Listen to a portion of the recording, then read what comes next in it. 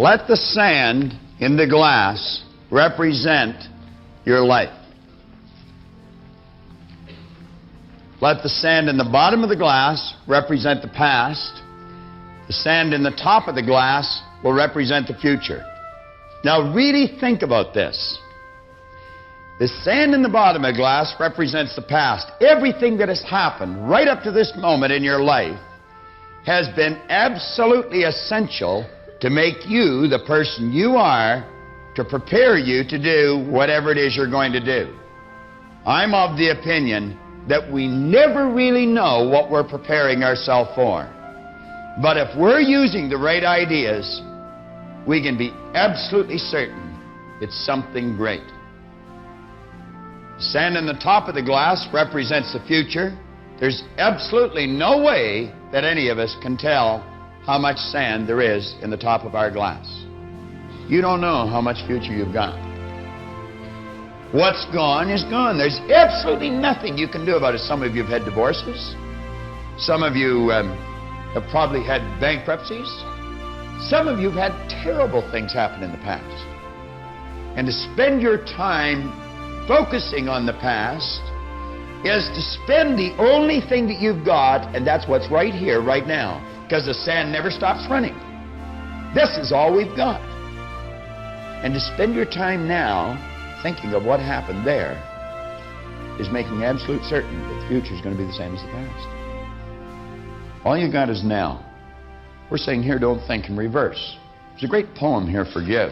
I remember years and years ago, I suffered with headaches, terrible headaches. I got to the point where I was taking Bufferin for the headaches. Then I got to the point where I was taking SIGNUP with codeine for headaches. It was 16 in the bottle, and I got to the point where I was taking 2 bottles a day. As a matter of fact, most times I didn't even remember my head not aching. But I was sort of numb all the time. Of course, with that much junk in you, I guess you couldn't be any other way. And I remember talking to this chap.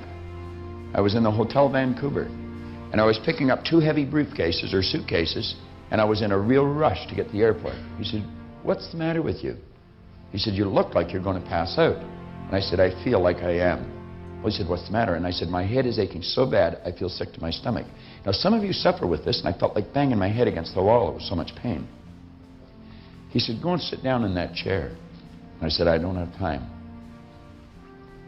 I got to catch a plane." He said, "Listen, you can always get another plane. You only get one head." He said to me, "Do you know what forgive means?" On the top of page 58, that's the title of the poem, Forgive. And by the way he asked the question, I just thought I probably don't. And I said, "Well, I don't know." He says, forgive means let go of completely, abandon. Just let it go. Unequivocally. No strings attached. Now he said, if you want to rid yourself of headaches, just forgive all thoughts that are on your mind. And you just listen to me. And he put me in a totally relaxed state. I felt better than I had felt for years. It seems to be a very common error which many people have turned into a habit. Let the dead bury the dead. Let it go. I don't care how bad it was, let it go. 5 years from now, 10 years from now, when you look back in retrospect at that terrible thing that's happened, you're going to find it was probably one of the best things that ever happened to you. Advancement of all kinds is preceded by a crisis.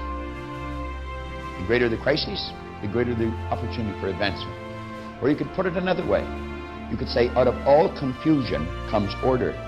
A higher degree of order than that which existed prior to the confusion. Because you see, the confusion was a learning state. Remember, I was pointing out that business is fun. It really is. I see business as a game. It's a game we're playing, and we play to win.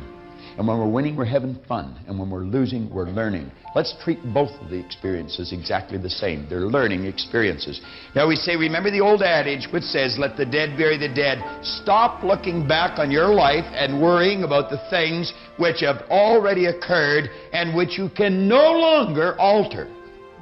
It's like trying to change the time you got out of bed this morning. You're never going to be able to do it. That stands for eternity. You cannot go back and change it. Since you cannot let it go. Pursuing that kind of mental activity will never lead to anything worthwhile, any worthwhile accomplishment in your life. You should understand, moreover, that all accomplishments in your life, you should understand, moreover, that all of the great achievers of the past have been visionary figures. I don't care how justified you may feel in holding a resentment.